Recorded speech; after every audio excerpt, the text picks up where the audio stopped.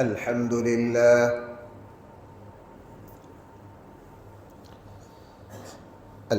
لله نحمده ونستعينه ونستغفره ونؤمن به ونتوكل عليه ونعوذ بالله من شرور أنفسنا ومن سيئات أعمالنا من يهده الله فلا مضل له ومن يضلله فلا هادي له ونشهد أن لا إله إلا الله وحده لا شريك له ونشهد أن سيدنا وسندنا ومولانا محمدا عبده ورسوله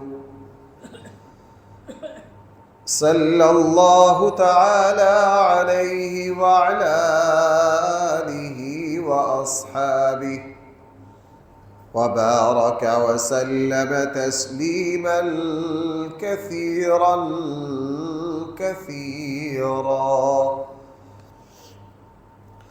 أما بعد فأعوذ بالله من الشيطان الرجيم بسم الله الرحمن الرحيم ولكن الله حبب إليكم الإيمان وزينه في قلوبكم وكره إليكم الكفر والفسوق والعصيان أولئك هم الراشدون فضلا من الله ونعمة والله عليم حكيم صدق الله مولانا العظيم.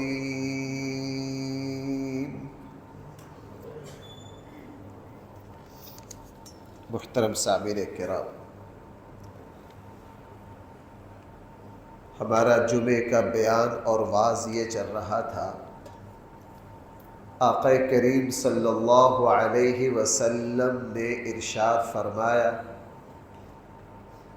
کہ تم میں سے جو شخص اپنے اندر 3 خوبیاں پیدا کر لے وہ اپنے اندر ایمان کی لذت اور مٹھاس کو پائے گا۔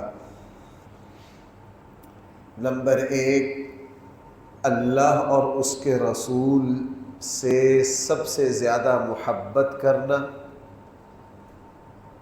مخلوق میں بندوں سے جس سے بھی محبت کرے اللہ کے لیے کرے۔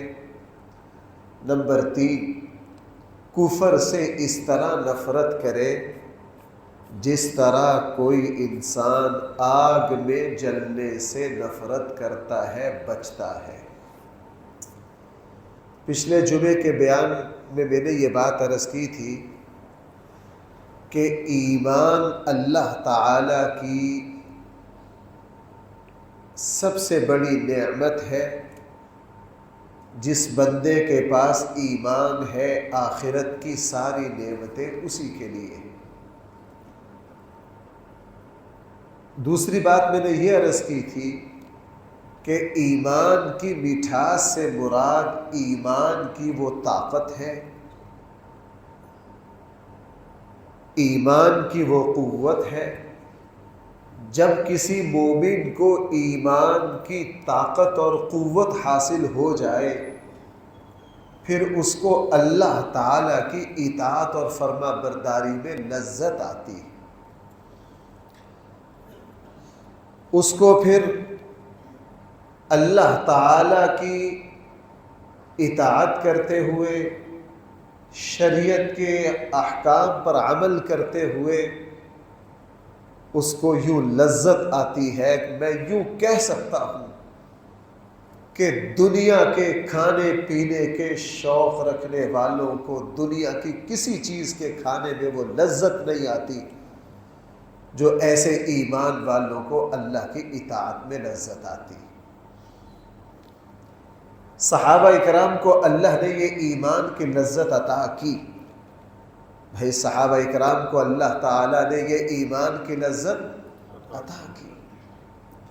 میں اکثر یہ واقعہ سناتا ہوں، بیر معونہ پر جو واقعہ ہوا، ایک قبیلے کے خبیث لوگ رسول اللہ صلی اللہ علیہ وسلم کی خدمت میں آئے، آ کے عرض کیا اپنے کچھ صحابہ بھیج دیجئے، ہمارا پورا قبیلہ مسلمان ہونے کے لیے تیار ہے، وہ لوگوں کو مسلمان بھی کریں اور ہمیں دین بھی سکھائیں۔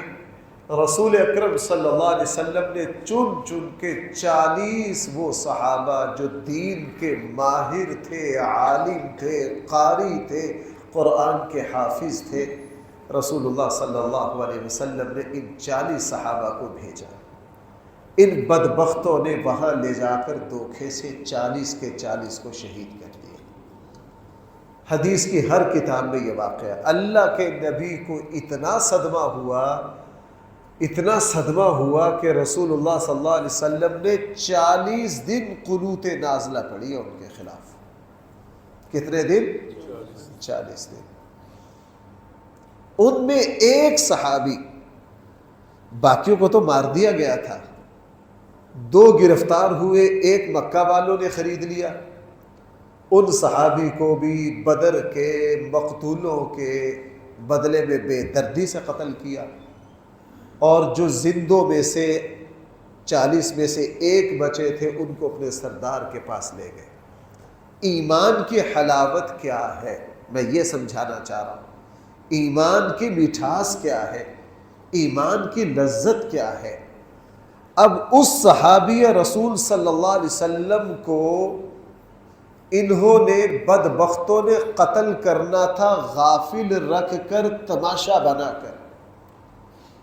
قبیلے کا سردار اوپر بیٹھا ہے، پورا قبیلہ یوں جمع ہے، اس صحابی کو یوں درمیان میں لا کے کھڑا کیا گیا، اور سردار اس سے سوال کر رہا، پورا قبیلہ یوں تماشا دیکھ رہا ہے۔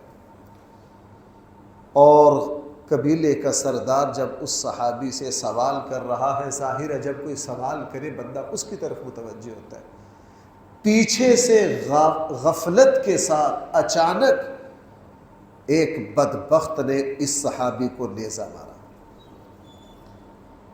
آپ ذرا اندازہ لگائیے، رسول اللہ صلی اللہ علیہ وسلم کے صحابہ کو اللہ نے ایمان کی لذت اور مٹھاس کیا دی تھی۔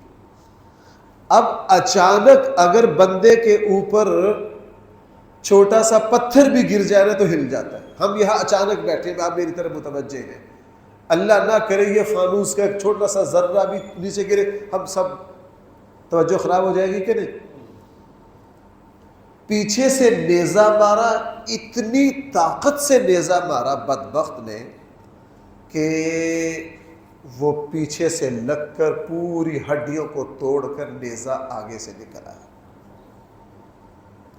اور وہ صحابی رسول گرے، اچانک چوٹ میں گرے، جیسے ہی گرے آسمان کی طرف دیکھ کر مسکرائے اور زبان سے کہا فزت ورب الکعبہ، کعبہ کے رب کی قسم میں کامیاب ہو گیا، کعبہ کے رب کی قسم میں کیا ہو گیا؟ کامیاب ہو گیا۔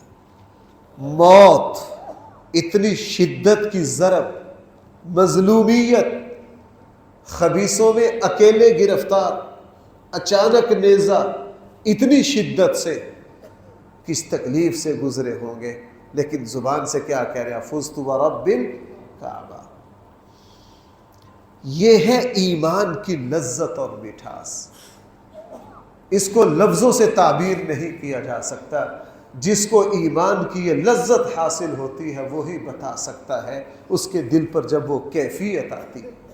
میں نے پچھلے جمعے میں اس ایمان کی لذت کے 2 درجے بیان کیے تھے، ایک ہے نیکی پر لذت کو آنا، مزہ آنا، اور دوسرا بھائی تکلیف جب آئے تو اللہ کی محبت میں اس تکلیف کو کیا کرنا؟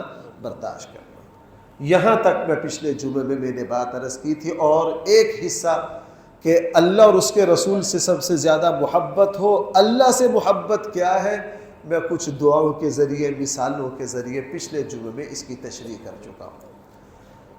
تو بھائی کتنی باتیں تھیں؟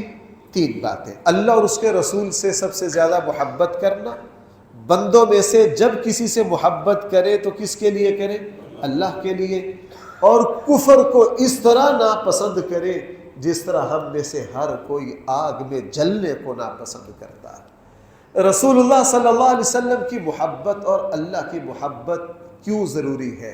میں یہ بات اس لیے کہہ رہا ہوں، کچھ عرصہ پہلے میں نے ایک بدبخت کا ایک مضمون پڑھا، اس نے کہا جی یہ کیا بات اللہ اور اس کے رسول کی محبت، یہ کیا بات اللہ اور اس کے رسول کی محبت۔ اس کو تھوڑا سا باریکی میں جا کے سمجھنا ہے کہ یہ محبت کیوں ضروری ہے۔ ربیع الاول میں اس مضمون کو ضرور کسی نہ کسی بیان میں لاتا ہوں۔ اللہ تعالیٰ کی محبت ہم پر فرض ہے، رسول اللہ صلی اللہ علیہ وسلم کی محبت ہم پر فرض ہے۔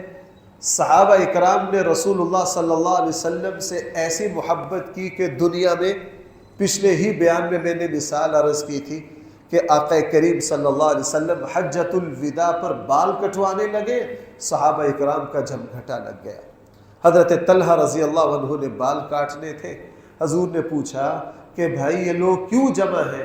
اللہ کے رسول یہ آپ کے بال لینا چاہتے۔ رسول اللہ صلی اللہ علیہ وسلم فرمائے ان سب کو کہو آرام سے بیٹھ جاؤ، اور ان سے کہا میرے بال کاٹ کر سب میں ایک ایک تقسیم کر دو، سب میں کیا کر دو؟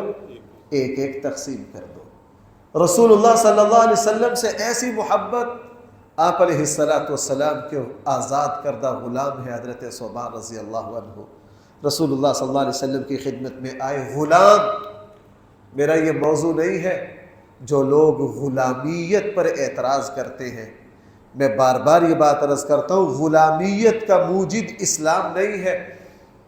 بھائی کیا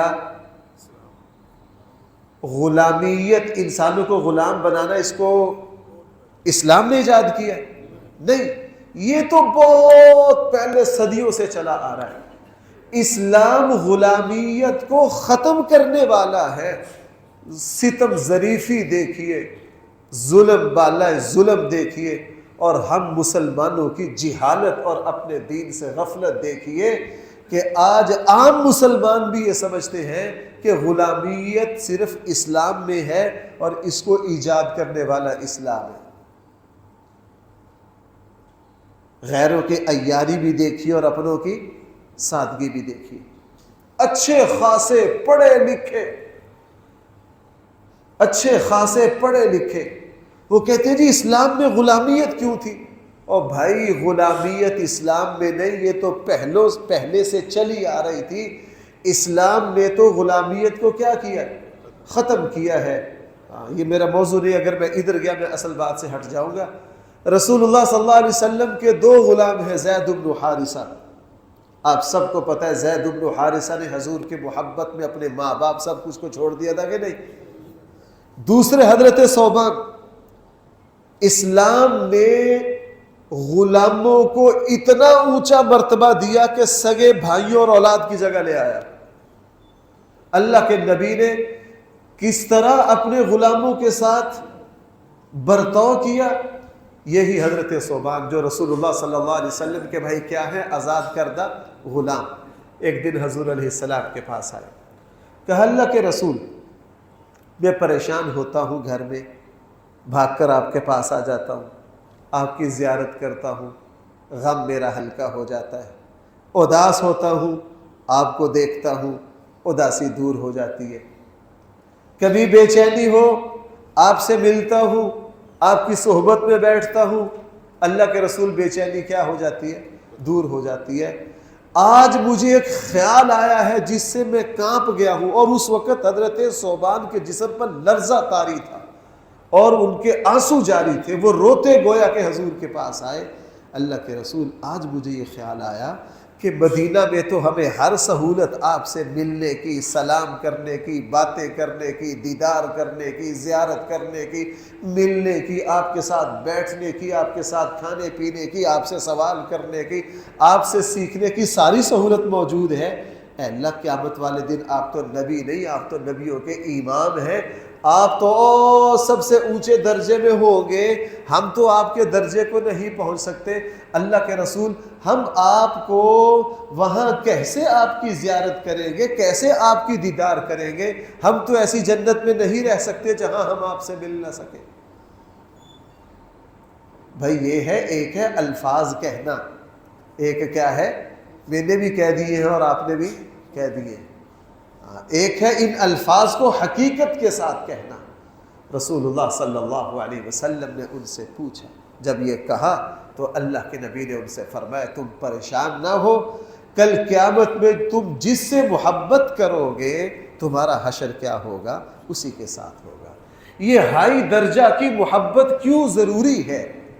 یہ حد درجہ کی محبت کیوں ضروری ہے؟ اس لیے کہ بھائیوں، محبت بیج ہے، اطاعت کا پودا اسی سے اگتا ہے۔ بھائی میں کیا بات عرض کر رہا ہوں؟ محبت بنیاد ہے، اسی محبت سے کیا چیز پیدا ہوتی ہے؟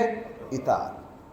آپ دنیا میں دیکھ لیجئے، ہم یہ تماشا دیکھ رہے ہیں، میں تماشا دیکھ رہے ہیں، وہ بچے جو گھر کا کوئی کام کر کے راضی نہیں ہے، کتا رکھ لیا ہے، بلی رکھ لی ہے، نوکروں کی طرح اس کو اٹھائے پھرتے، اپنے ابا کو غسل دے دیں گے؟ بولتے نہیں بھائی، کتے کو دیتے ہیں کہ نہیں؟ میرے دوست ہیں، میرے ساتھ ایک بطور مزاح کہہ رہے، میں ان کے یہاں بیٹھا تھا، کہنے لگا مفتی صاحب دیکھ لو یہ کبھی میرے پاؤں نہ دھوئے، اور دیکھ لے کتے کو سارا دن پتہ نہیں کس کس دوائی سے نہلاتا ہے۔ اب کتے سے لگاؤ ہو گیا۔ آپ یورپ میں جا کے دیکھیے، ماں باپ سے ان کو لگاؤ نہیں ہے، کس سے لگاؤ ہے؟ کتوں سے۔ ماں گاڑی میں پیچھے بٹھا رہے ہیں اور کتا آگے۔ والد کے لیے ٹائم نہیں ہے، بلی کے لیے ٹائم ہے۔ 3-4 سال پہلے میرے پاس ایک مسئلہ آیا، شوہر نے اپنی بیوی کو طلاق دی، کس وجہ سے؟ شوہر کبوتر باز ہے، بیوی نے منع کیا، اس نے کہا میں نے تو کبوتر رکھنے ہیں، تو نے جانا ہے جا، نکل میرے گھر سے۔ اب کبوتر بازی سے لگاؤ ہوا، اس سے محبت ہوئی، کس کو چھوڑ دیا؟ بیوی کو چھوڑ دیا۔ اللہ اور اس کے رسول کی محبت اگر ہوگی تو اطاعت آئے گی۔ یہاں ایک کلیہ اور سمجھ لیجئے بھائیو، میرے اور آپ کی جو فطرت ہے، اگر فطرت کو صحیح رخ نہ دیا جائے تو فطرت پھر غلط رخ پر چلی جاتی ہے۔ میرے اور آپ کے اندر محبت کا جذبہ ہے، ہر انسان میں بھائی کیا ہے؟ محبت کا جذبہ ہے۔ اگر اس محبت کو صحیح رخ پر نہیں موڑا جائے گا، یہ محبت پھر غلط طرف جائے گی اور یہ نقصان کرے گی، اور ہم اس کی پرواہ نہیں کرتے۔ ہم اس کی کیا نہیں کرتے؟ شروع میں بچوں کے دلوں میں گاڑیوں کے ماڈل، موبائلوں کی قسمیں، پیسے، یہ چیزیں ان کے سامنے رکھی، ان کی محبت کدھر چل پڑی؟ پیسے کی طرف۔ ان کی ساری زندگی محبت ادھر ہی چلے گی۔ عقل مند وہ ہے، محبت ایک فطری جذبہ ہے۔ یورپ نے اس کو صحیح رخ نہیں دیا، وہاں ماں باپ جو ہیں اولاد کی محبت کو ترس جاتے، بھائی کو بھائی کا نہیں پتا، بہن کو اپنے بھائی کا نہیں پتا۔ ان کے اندر محبت تھی لیکن اس محبت کو صحیح رخ نہیں دیا، وہ محبت کتوں تک پہنچ گئی، بلیوں تک پہنچ گئی، پتہ نہیں کن کن درندوں تک پہنچ گئی۔ اس محبت کے جو حقدار تھے وہ کیا ہو گئے؟ وہ محروم ہو گئے۔ اسلام نے اس محبت کے جذبے کو صحیح رخ دیا کہ تم محبت کس کی طرف رکھو؟ اللہ اور اس کے اللہ کے نبی صلی اللہ علیہ وسلم مدینہ تشریف لائے۔ حضرت انس رضی اللہ عنہ کی والدہ ام سلیم مدینہ کی بڑی ذہین ترین عورتوں میں سے تھی۔ دیکھا کہ اللہ کے نبی کے گھر میں کوئی بچہ نہیں ہے کام کاج کرنے والا، رسول اللہ صلی اللہ علیہ وسلم کی خدمت میں اپنے بیٹے حضرت انس کو لے کر آئی۔ اللہ کے رسول، آپ کے گھر میں کوئی کام کاج خدمت کرنے والا کوئی بچہ نہیں ہے؟ اللہ کے رسول میرے بیٹے کو اپنی خدمت پر رکھ لیجئے۔ حضرت انس نے رسول اللہ صلی اللہ علیہ وسلم کی 10 سال خدمت کی، اور اللہ کے نبی کو حضرت انس سے اپنی اولاد کی طرح محبت تھی۔ اب یہ ماں نے اپنے بچے کی محبت کے رخ کو پھیر دیا کس کی طرف؟ اور حضرت انس حضور کی محبت میں اتنے پکے ہو گئے تھے، حضرت ام سلیم نے ایک دن ان کا امتحان بھی لیا۔ حضرت انس کہیں جا رہے تھے، ماں نے بلا لیا، بیٹا ادھر آؤ۔ جی کدھر جا رہے ہو؟ اللہ کے نبی نے کسی کام سے بھیجا۔ کس کام سے بھیجا؟ کہا نہیں بتاتا۔ کیا کہا؟ نہیں بتاتا۔ حضرت ام سلیم نے مزید چیک کیا، بیٹا مجھے تو بتا دے کہاں جا رہے ہو؟ کہا نہیں بتاتا، اللہ کے نبی کا راز ہے، تمہیں کیوں بتاؤ؟ حضرت ام سلیم اتنی خوش ہوئی، اتنی خوش ہوئی، فرمایا کہ ہاں بیٹا میں تجھے نصیحت کرتی ہوں، اللہ کے نبی کا راز کبھی کسی کو بتانا نہیں۔ اب ماں نے بیٹے کی محبت کے روح کو پھیر دیا کس کی طرف؟ میں اور آپ اپنی محبتوں کا محور اگر اللہ کو نہیں بنائیں گے، اللہ کے رسول کو نہیں بنائیں گے، دین کو نہیں بنائیں گے، اور اللہ اور اس کے رسول ہی کی محبت کا حصہ ہے کہ بندہ ماں باپ سے محبت کرے، اپنے رشتہ داروں سے محبت کرے، میاں بیوی ایک دوسرے سے محبت کرے، یہ بھی اللہ کی محبت ہی کی ایک شاخ ہے۔ اگر اس محبت کا صحیح رخ نہ ہو تو دیکھ لیجئے معاشرے میں کیا ہے، لوگ نوجوان جو ہیں وہ بال کٹوانے کے پیچھے ماں باپ کو چھوڑنے کے لیے تیار ہیں، وہ اپنے شوق پورا کرنے کے لیے اپنے ماں باپ کو چھوڑنے کے لیے تیار ہیں۔ کیوں؟ ان کی محبت غلط رخ پر چلی گئی ہے۔ اور آپ دیکھ لیجئے محبت جب غلط رخ پر جاتی ہے تو ہمارے معاشرے میں دیکھ لیجئے کیا کچھ ہو رہا ہے۔ اس لیے اسلام نے مجھے اور آپ کو یہ کہا ہے کہ ہماری محبت کا محور کدھر ہو؟ اللہ کی طرف ہو، اللہ کے رسول صلی اللہ علیہ وسلم کی طرف ہو۔ اور بھائی محبت اگرچہ اس میں اصل کمال تو ہے صحابہ اکرام کا، ان کی محبت کہ میں آگے چلنا چاہتا ہوں پھر کوئی واقعہ یاد آ جاتا ہے۔ چلے ایک بات سنا کے اگلی 2 باتوں کی طرف آتا ہوں۔ سیدنا صدیق اکبر رضی اللہ عنہ، ان سے بڑا اللہ کے رسول سے کوئی محبت کرنے والا، میں ان کے ایسے ایسے عجیب واقعات ہیں، چھوٹی چھوٹی 2 باتیں سن لیجیے۔ بیٹی پر تہمت لگی، ادھر سے بیٹی ہے ادھر سے حضور کی کیا ہے؟ بیوی ہے۔ آخری دن آ گیا، اللہ کے نبی گھر تشریف لائے، جس وقت حضرت عائشہ کی پاکی کے آیات اتری ہے نا، اس وقت رسول اللہ صلی اللہ علیہ وسلم حضرت عائشہ کے پاس بیٹھے۔ حضرت عائشہ سے کہا، عائشہ اللہ غفور الرحیم ہے، اگر تم سے کوئی غلطی ہو گئی ہے تو اللہ سے معافی مانگو، اللہ سے معافی۔ اتنا کہنا تھا، حضرت عائشہ کو غصہ آ گیا، جوش آ گیا، اور حضرت عائشہ فرماتی ہیں اس کے بعد میرے کئی 40 دن سے میرے آنسو جاری تھے، جب مجھے یہ بات کہی نا تو غصے کی وجہ سے میرے آنسو بھی کیا ہو گئے؟ رک گئے، اور مجھے اتنا غصہ آیا، میں نے اللہ کے نبی کو جواب دینا چاہا کہ تم اگر میں اعتراف کروں تو تم یہ چاہتے ہو، اور یہ حقیقت کے خلاف ہے۔ یہ کیا ہے؟ حقیقت کے خلاف ہے۔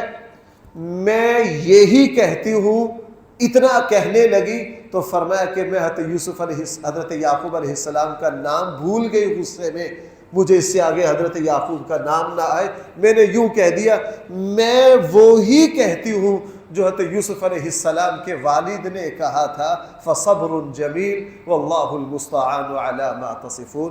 میں صبر کرتی ہوں، میں کیا کرتی ہوں؟ صبر کرتی ہوں اور اللہ سے مدد مانگتی ہوں۔ اور غصے کی شدت کی وجہ سے حضرت عائشہ آگے کچھ نہ کہہ سکی، اپنے ابا حضرت ابوبکر سے کہا کہ آپ حضور کو اس بات کا جواب دیں، آپ کیا کریں؟ جب اتنا کہا نا، آئے ہائے، حضرت ابوبکر نے آگے سے پتہ کیا کہا؟ کہا بیٹی اگر اس ہستی کو میں جواب دے دوں، مجھے نہ زمین جگہ دے گی نہ آسمان جگہ دے گی۔ اگر میں اس ہستی کو جواب دے دوں تو مجھے نہ زمین جگہ دے گی نہ۔ صدیق اکبر، اگر میں حضور سے محبت کے صرف صدیق اکبر کے واقعات ہی عرض کروں نا تو جمعے کی 2-4 تقریریں تو اس موضوع پر ہو سکتی. ایک بات سن لیجئے, صدیق اکبر کا جب آخری وقت آیا, حضرت سیدنا صدیق اکبر رضی اللہ عنہ کا بالکل آخری وقت ہے, بیمار ہے اور بیماری نے بالکل کمزور کر دیا, نحیف ہو گئے. جب آخری دن آیا, بیٹی کو بلایا, بیٹی پاس تھی حضرت عائشہ, کہا بیٹی اللہ کے نبی کا انتقال کس دن ہوا ہے؟ یعنی اپنا آخری وقت ہے بھائی, کیا اپنا آخری وقت ہے؟ توجہ کدھر ہے بیٹی؟ اللہ کے نبی کس دن رخصت ہوئے؟ حضرت عائشہ نے عرض کیا اللہ کے رسول پیر کے دن رخصت ہوئے. کہا بیٹی آج کیا دن ہے؟ کہا ابا جی آج پیر ہے. کہا اگر آج پیر ہے, اللہ کے نبی پیر کے دن رخصت ہوئے ہیں, تو مجھے میرے رب سے امید ہے اللہ مجھے آج شام تک لے جائے گا. اللہ مجھے آج شام تک. اس سے پتہ کیا چلا کہ حضرت ابو بکر دعا مانگ رہے تھے, اے اللہ مجھے بھی موت اسی دن دینا جس دن اللہ کے نبی دنیا سے تشریف لے گئے. کہ اگر اللہ کے نبی کا انتقال پیر کے دن ہوا ہے اور آج پیر ہے تو مجھے اللہ شام تک لے جائے گا. اگلا سوال, بیٹی حضور کو کتنے کپڑوں میں آپ نے کفن دیا تھا؟ کہا ابا جی رسول اللہ صلی اللہ علیہ وسلم کو ہم نے 3 کپڑوں میں کفن دیا تھا. کتنے کپڑوں میں؟ فرمایا بیٹی مجھے بھی 3 ہی کپڑوں میں کفن دینا. یعنی اللہ مجھے آج پیر کے دن ہی لے جا, چونکہ حضور اس ہی دن پردہ فرمایا تھا. اور اللہ کے نبی کے کتنے کپڑے تھے کفن کے؟ تو بیٹی مجھے بھی کتنے دینا؟ 3 ہی دینا. اور پھر اپنے کپڑوں پر نظر ڈالی, کہنے لگی بیٹی یہ جو میرے کپڑے ہیں نا 3, انہی میں مجھے غسل دے دینا, کفن دے دینا. ہاں یہ تھوڑی سی زعفران لگی ہوئی ہے, اس کو دھو دینا. اس کو کیا کرنا؟ دھو دینا. حضرت عائشہ رضی اللہ عنہ نے عرض کیا ابا جی ہم نئے کپڑے آپ کے لیے کفن کے ہمارے ہم نئے خرید لیں گے. کہا نہیں بیٹی جو نئے کپڑا ہے وہ زندوں کے لیے زیادہ مفید ہے, مجھے انہی میں دے دینا اور 3 میں ہی دینا, زیادہ کپڑا نہ میرے کفن میں لانا, چونکہ اللہ کے نبی کو کفن کس میں دیا گیا ہے؟ 3. یعنی دنیا سے جانا چاہتے ہیں اسی دن جس دن کون گیا؟ اللہ کے نبی. اور مجھے کپڑے کفن کے کپڑے اتنے ہی دینا جتنے آج لوگوں کو کہہ دو نا قبرستان میں کہ یار یہ نیچے جو گدا بچھا رہے ہو یہ کیا ہے, وہ کہیں گے مول صاحب تو کی پتہ. بھائی اللہ کے نبی کے نیچے گدا بچھایا گیا؟ کل پرسوں کون تھا, ہمارا یہ نوجوان بیٹھا اس کے تایا کا انتقال ہوا. میں تو ایک طرف کھڑا تھا, وہ کہ مفتی صاحب یہ جو کچھ کر رہے ہیں ٹھیک ہے. میں نے کہا جی نہیں. آپ بولتے کیوں نہیں؟ آپ کو پتہ ہے میرا کیا مزاج ہے. میں نے کہا بھائی سب سے زیادہ مفتی یہاں پائے جاتے ہیں اس وقت, ہم کنارے پر ہی ٹھیک ہے. ہم کیا ہیں؟ کنارے پر. جو کر رہے ہیں کرنے دے, جو کر رہے ہیں کرنے دے. اللہ اور اس کے رسول سے کامل محبت اگر ہونا, میں بار بار اس بات کو عرض کر رہا ہوں, تو اطاعت کی طرف بندہ خود بخود چل پڑتا ہے. اطاعت کی طرف بندہ کیا چل پڑتا ہے؟ خود بخود چل پڑتا ہے. اللہ اور اس کے رسول کی محبت ہو, بندہ پھر نافرمانی نہیں کرتا. میں صبح کے درس میں ایک بات سنا رہا تھا, شاید کل سنائی ہے. اللہ اور اس کے رسول کی جب محبت دل میں آ جاتی ہے, پھر کسی موقع پر بندہ اللہ اور اس کے رسول کی نافرمانی نہیں کرتا. امام ابو یوسف رحمہ اللہ فقہ حنفی کے سب سے بڑے امام اعظم ابو حنیفہ کے بعد سب سے بڑے امام ہیں. جب 70-72 لاکھ مربع میل پر عالم اسلام پھیلا ہوا تھا تو تنہا چیف جسٹس تھے قاضی ابو یوسف. اور عجیب بات یہ ہے کہ فقہ کے بھی امام ہیں, حدیث کے بھی امام ہیں, لغت کے بھی امام ہیں. لغت کے بھی کیا ہے؟ امام ہیں. جس زمانے میں امام مالک رحمہ اللہ سے حدیث پڑھ رہے تھے مسجد نبوی میں, آپ کو پتا امام مالک تابعی ہے, اور حدیث کی سب سے پہلی کتاب جو لکھی گئی بھائی وہ کون سی ہے؟ موطا مالک. امام بخاری تو ابھی پیدا نہیں ہوئے تھے, امام بخاری تو ابھی پیدا نہیں ہوئے تھے. امام مالک جو ہے وہ امام بخاری کے بھی دادا استاد ہیں. اور رسول اللہ صلی اللہ علیہ وسلم کی روزہ رسول پر بیٹھ کر امام مالک حدیث پڑھاتے، حدیث کے بڑے امام تھے۔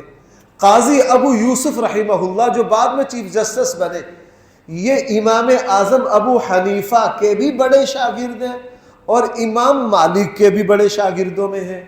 جس زمانے میں امام مالک رحمہ اللہ سے حدیث پڑھ رہے تھے قاضی ابو یوسف مسجد نبوی میں، اسی زمانے میں امام اعظم ابو حنیفہ رحمہ اللہ تشریف لائے مدینہ منورہ اور امام مالک کے سبق میں بیٹھ گئے۔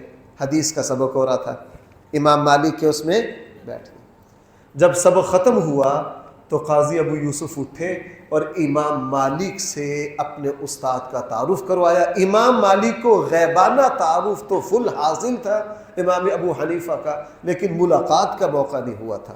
تو قاضی ابو یوسف چونکہ دونوں بزرگوں کے شاگرد تھے، آگے بڑھے اور امام مالک سے کہا جی بغداد کے سب سے بڑے عالم جو میرے استاد ہیں امام ابو حنیفہ، وہ تشریف لائے ہیں، ملاقات کروائی۔ امام مالک ملے۔ اب اگلی بات، جہاں محبت ہو وہاں اطاعت، بھائی بولو، جہاں محبت ہو وہاں اطاعت خود بخود آ جاتی ہے۔ چونکہ ہماری محبتیں ناقص سے اللہ اور اس کے رسول سے، اس لیے ہم اطاعت میں بہت پیچھے۔ جب تعارف کروایا، دونوں بزرگ ایک دوسرے سے ملے، خیر خیریت کے بعد دونوں بزرگوں میں گفتگو شروع ہوئی۔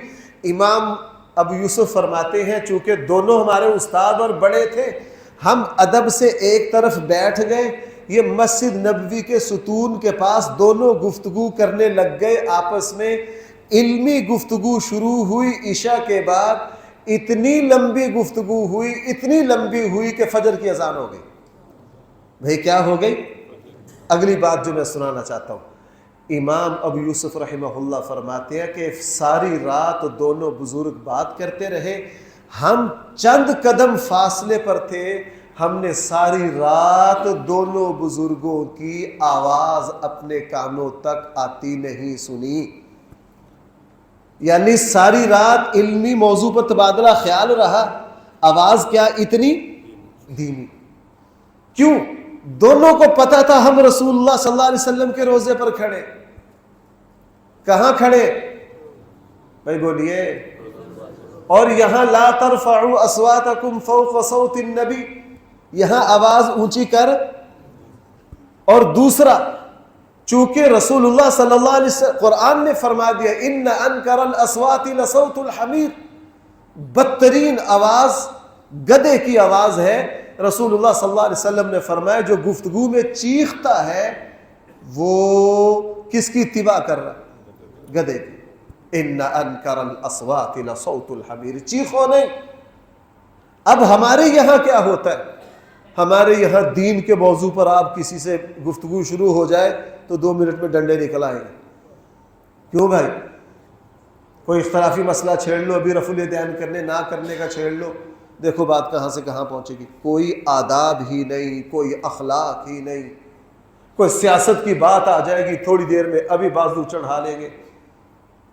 کچھ عرصہ پہلے میں نے ایک جگہ نکاح پڑھانے گیا، نکاح کھانا کھانے کے بعد لڑائی ہو گئی، پتہ چلا جی سیاست پر گفتگو ہو رہی تھی، ماشاءاللہ مہمان آپس میں لڑ پڑے۔ ہماری یہ اطاعت کیوں کمزور ہے اتنی؟ ہم میں اللہ اور اس کے رسول کی محبت میں کیا ہے؟ کمی ہے۔ بہرحال دوبارہ آئیے، رسول اللہ صلی اللہ علیہ وسلم نے کیا فرمایا؟ جو مسلمان اپنے اندر کتنی باتیں پائے؟ 3، وہ ایمان کی حلاوت اور میٹھاس اور لذت کو پالے گا۔ نمبر 1، اللہ اور اس کے رسول سے سب سے زیادہ کیا کرنا؟ نمبر 2، اللہ کے بندوں سے جس سے بھی محبت کرے صرف اور صرف اللہ کے لیے کرے۔ مفاد پرستی کی جڑ کاٹ دی۔ جہاں آپس میں محبت اللہ کے لیے ہو وہاں خود غرضی آ سکتی ہے؟ بھائی بولیے میرے ساتھ ذرا، وہاں مفاد پرستی آ سکتی ہے؟ جہاں آپ ایک دوسرے سے محبت کریں صرف اور صرف اللہ کے لیے، وہاں کبھی کسی کو دھوکہ نہیں دیا جا سکتا، کبھی بے ایمانی نہیں ہو سکتی، کسی کو نقصان نہیں پہنچایا جا سکتا۔ فرمایا کہ اللہ اور اس کے رسول کی محبت کے بعد جب بھی تم بندوں میں سے کسی سے محبت کرو صرف کس کے لیے کرو؟ اللہ کے لیے کرو. اور یہ اتنا بڑا عمل ہے آپس میں اللہ کے لیے محبت کرنا. میں سچی بات عرض کر رہا ہوں، ہماری ساری نفرتوں کو، عداوتوں کو، لڑائیوں کو، جھگڑوں کو، چغلیوں کو، غیبت کو، بے ادبیوں کو، سب کو ختم کر دے گا جب ہماری آپس کی محبت کس کی وجہ سے ہو؟ آقا کریم نے کیا فرمایا کل قیامت والے دن؟ صحیحین کی حدیث، صحیح بخاری میں بھی ہے، صحیح مسلم میں بھی ہے. رسول اللہ صلی اللہ علیہ وسلم نے فرمایا اللہ کے عرش کے سامنے 7 صفات والے بندوں کو جگہ ملے گی. نوید صاحب ان میں سے ایک وہ ہوں گے جو کس کے لیے محبت کرے؟ اللہ کے لیے. ہماری اس وقت خود غرضی نے اس حد تک پہنچ گئی ہے، باپ ڈرتے مارے اپنے اولاد کو جائیداد منتقل نہیں کر رہا. ان کو پتا ہے میرے ساتھ کیا کریں گے، ان کو ساتھ کیا کریں گے. اگر آپ میرے ساتھ بیٹھے ہیں گواہ، اگر میں غلط کہوں آپ میری رد کر دیں گے چونکہ آپ کے سامنے کی بات ہے. ہمیں ایک بزرگ نے ایک بات کہی، اب وہ چلے گئے ہیں دنیا سے، اس کے بیٹے بھی چلے گئے ہیں، غیبانہ بات ہے. وہ ہمیں بیٹھ کر کہہ رہے تھے بیٹا میں وصیت کرتا ہوں اپنی زندگی میں اپنی اولاد کو جائیداد منتقل نہ کرنا. انہیں کہا میں کر بیٹھا مینو جتی تے رکھ کے روٹی دیندے نے. کیوں جی؟ میں غلط تو نہیں کہہ رہا؟ مجھے جوتی پر رکھ کے روٹی دیتے ہیں. جو میں نے 50-60 سالوں میں جائیداد کمائی اب وہیں میں میری حیثیت بہکاریوں والی بھی نہیں ہے. یہاں تک بات کیوں پہنچی؟ یہاں تک بات پہنچی خود غرضی کی وجہ سے. کس کی وجہ سے؟ خود غرضی. اور اگر دین آ جائے، پچھلے سال میں حج پر تھا، میں نے ایک نوجوان کو دیکھا، میں نے بعد میں اس کو اتنی شاباش دی.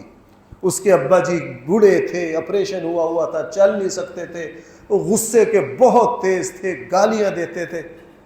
میں اس نوجوان کو دیکھتا، عرفات میں کندھوں پر اٹھا رہا، اور اس کے ابا جی کو بار بار واش روم جانا پڑتا، نہ ہوتا ایک مرتبہ دور سے گالیاں دے رہا ہے. لیکن کیا مجال ہے، مجھے اس نوجوان پر اتنا رشک آیا نا، اتنا رشک آیا، کبھی غصہ نہیں کر، لیٹ ہو جاتا سب کے سامنے مارتے تھے تھپڑ اس کو، اور 2-2 کلو کی گالیاں دیتے. کیا مجال ہے. وہ کندھے پہ اٹھا رہا ہے، کندھے پہ اٹھا رہا ہے. حج کے آخر پر جب ہم حج سے فارغ ہو گئے نا، وہ ہمارے ہوٹل میں تھے، میں نے اسے کہا جوان مجھے نہیں پتا اللہ تیرے حج پر کتنا راضی ہوگا. تو نے صرف ایک حج نہیں کیا، پتہ نہیں کتنے 100 حج کر لیے. میں پورے اس میں دیکھتا رہا ہوں تو نے اپنے ابا کی کیا خدمت کی، اپنے ابا کی کیا کی ہے. وہ نوجوان باشرہ، بہت متقی، دین کو سمجھتے تھے، دین کو کیا کرتے تھے؟ سمجھتے تھے. ہاں تو بھائی بات کہاں سے چلی تھی کہ اگر کسی سے محبت کرو کس وجہ سے؟ اللہ. جہاں اللہ کی وجہ سے محبت ہو وہاں ناراضگیاں، وہاں خود غرضی مفاد پرستی نہیں ہوتی. اس وقت مفاد پرستی میں عرض کر رہا ہوں اس حد تک پہنچ گئی ہے بھائی ناراض نہ ہونا. اگر ہم کسی مسجد اور مدرسہ میں چندہ بھی دیتے ہیں وہ بھی مفاد پر مبنی ہے. میں یہاں ڈرتا رہتا ہوں کہ یار کہیں لوگ ناراض نہ ہو جائیں، کسی کو ایک لفظ کیا دیا جائے تو لوگ کیا ہو جاتے ہیں؟ ناراض ہو جاتے ہیں. جہاں تعلق اللہ کے لیے ہوتا ہے تو وہاں ناراضگی کا سوال ہی پیدا نہیں ہوتا. ہماری ساری محبتیں غرضوں پر مبنی ہیں. کس پر مبنی ہے؟ اغراض پر. اور یہ مفاد پرستی اتنی بڑھ گئی کہ اولاد بھی اس وقت تک ہی باپ کی عزت کرنے کے لیے تیار ہے جب تک ماں باپ کی محتاج ہے، اور جب ماں باپ کی محتاجگی ختم ہو جاتی ہے کہتے ہیں یار مائی بابا جلدی مرن جان چھڈن سکے. حالانکہ جب ماں باپ بوڑھے ہو جائے نا میرے بھائیوں، ہائے ہائے، جس وقت ماں باپ بوڑھے ہو جائے اللہ ان کی اولاد کے حق میں دعائیں اتنی سنتا ہے. خوش نصیب ہے جس کے بوڑھے ماں باپ، اور تمہارے پاس تو جنت کی چابی ہے. اس والد نے یہ اگر دل سے ہاتھ اٹھا دینا تو تمہارے لیے جنت کے دروازے کھل جائیں، تمہارے لیے جنت کے دروازے کھل جائیں. رسول اللہ صلی اللہ علیہ وسلم نے ویسے نہیں کہہ دیا کہ جنت کا سب سے بڑا دروازہ باپ ہے. جنت کا سب سے بڑا دروازہ کیا ہے؟ اور جب ماں باپ بڑھاپے میں پہنچ جائیں، حقیقت یہ ہے کہ بندے کی ساری رحمت فضل سمیٹنے کا موقع تو ہوتا ہی وہ ہے، ہوتا ہی وہ ہے اللہ کے لیے محبت کرنا۔ جب بھائی کسی سے محبت کرے، کس کے لیے؟ اور بھائیو ہم آپس میں ایک دوسرے سے محبت کریں گے صرف اور صرف کس کے لیے؟ ابو ادریس الخولانی رحمہ اللہ تابعی ہے، تابعین میں بڑا اونچا مقام ہے، بڑے عجیب بزرگ ہے یہ۔ کبھی موقع آیا تو میں ان کے حالات، محدثین نے بڑی عجیب لکھے ان کے حالات۔ کہنے لگے میں دمشق کی جامع مسجد میں داخل ہوا، وہ زمانہ آپ کو پتہ ہے مسلمانوں نے اس علاقے کو فتح کیا اور یہ پورا علاقہ مسلمانوں کی حکومت سے چمک رہا تھا۔ میں نے مسجد میں دیکھا کہ ایک نوجوان آئے ہیں، ان کا چہرہ اتنا نورانی کہ یہ دو دانت ان کے یوں چمک رہے جیسے موتی ہوں، اور ساری مسجد ان کی طرف متوجہ ہوتی تھی احترام میں۔ لوگ آپس میں اگر کسی مسئلے میں اختلاف کرتے تو سارے ان کے پاس جاتے، وہ جو بات بتاتے سارے اس پر عمل کرتے۔ اور میں نے دیکھا کہ لوگوں کو اگر کوئی مشورہ چاہیے ہوتا ان کے پاس جاتے۔ میں نے وہ اس نوجوان کا اتنا ادب دیکھا، اس کا اتنا علمی مقام دیکھا، لوگوں کا اس کی طرف اتنا رجوع دیکھا، میں بڑا حیران ہوا۔ میں نے پوچھا یار یہ نوجوان کون ہے جس کا یہ مقام اور مرتبہ ہے؟ جس سے میں نے پوچھا، اس نے کہا یار تجھے نہیں پتا، یہ تو رسول اللہ صلی اللہ علیہ وسلم کے صحابی حضرت معاذ بن جبل ہے۔ یہ تو کون ہے؟ تو نہیں جانتا ان کو؟ اللہ کے نبی نے 18 یا 22 سال کی عمر میں گورنر بنایا، کتنے قابل تھے۔ اور اللہ کے نبی نے کیا فرمایا تھا؟ میری امت میں سب سے زیادہ حلال و حرام کو جاننے والے معاذ بن جبل ہے۔ اور یہ معاذ بن جبل وہ خوش نصیب ہیں کہ حضور نے ان سے فرمایا تھا، معاذ میں قسم کھاتا ہوں میں تجھ سے اللہ کے لیے محبت کرتا ہوں۔ کیا کرتا ہوں؟ یہ معاذ بن جبل۔ کہا یہ معاذ بن جبل ہے؟ اچھا اتنا رجوع ہے۔ حضرت ابو مسلم خولانی فرماتے ہیں کہ اگلی دن صبح کو تہجد میں نے نیت کی کہ میں سب سے پہلے مسجد میں آؤں گا تاکہ میں تنہائی میں ان بزرگوں سے ملاقات کروں۔ لیکن اگلے دن میں سب سے پہلے جب تہجد میں مسجد میں پہنچا تو میں نے دیکھا کہ وہ نوجوان مجھ سے پہلے پہنچے ہوئے ہیں اور تہجد کی نماز پڑھ رہے ہیں۔ ذرا سننا یہ بات۔ کہنے لگے جب انہوں نے نماز پڑھ لی میں ان کی خدمت میں گیا، میں نے سلام کیا، سلام کر کے میں نے ان سے کہا کہ اللہ کی قسم میں اللہ کے لیے آپ سے محبت کرتا ہوں۔ میں نے کیا کہا؟ اللہ کی قسم میں آپ سے کیا کرتا ہوں؟ کہنے لگے انہوں نے میری طرف دیکھا، کہا کیا کہہ رہے ہو بھائی آپ؟ میں نے دوسری مرتبہ پھر کہا، میں نے تیسری مرتبہ پھر کہا۔ جب میں نے 3 مرتبہ کہا نا اللہ کی قسم میں آپ سے کیا کرتا ہوں؟ محبت کرتا ہوں، تو کہنے لگے کہ میں نے جو کپڑا باندھا ہوا تھا نا تہبند کا، مجھے یہاں سے پکڑا معاذ بن جبل نے اور مجھے کھینچ کے قریب کیا، قریب کر کے کہا اچھا اگر تجھے مجھ سے اللہ کے لیے محبت ہے تو میں پھر تجھے اللہ کے نبی کا ایک ارشاد سناتا ہوں۔ میں نے ان کانوں سے نبی کریم صلی اللہ علیہ وسلم سے سنا ہے کہ جب کوئی مسلمان دوسرے مسلمان سے اللہ کے لیے محبت کرے جیسا تو مجھ سے اللہ کے لیے محبت کر رہا ہے، تو میں نے اللہ کے نبی سے یہ سنا جب کوئی مسلمان دوسرے مسلمان سے اللہ کے لیے محبت کرے تو اللہ کی محبت بھی اس مسلمان کے لیے واجب ہو جاتی ہے۔ کیا الفاظ ہیں؟ واجب ہو جاتی ہے، واجب ہو جاتی ہے۔ اور ہم جو اللہ کی نظروں سے گرے ہوئے ہیں، ہمارے یہاں عداوتیں ہیں، نفرتیں ہیں۔ میں مثالیں دے چکا ہوں، ماں باپ سے بڑا کوئی رشتہ ہے نہیں، استاد سے بڑا کوئی رشتہ ہے نہیں۔ آج ہماری محبتوں کا جنازہ نکلا ہوا ہے۔ کیا ہے ہماری محبتیں؟ مفاد پر مبنی ہے۔ جب مفاد ہوتا ہے بہت میٹھے، اور جب مفاد چلا جاتا ہے تو لگتا ہے اس سے کڑوا کوئی ہے ہی نہیں ہے۔ یہ سلسلہ کلام چل رہا ہے، انشاءاللہ اللہ نے توفیق دی تو بقیہ حصہ آئندہ جمعہ میں۔ اللہ تعالی ہم سب کو صحیح سمجھ عطا فرمائے۔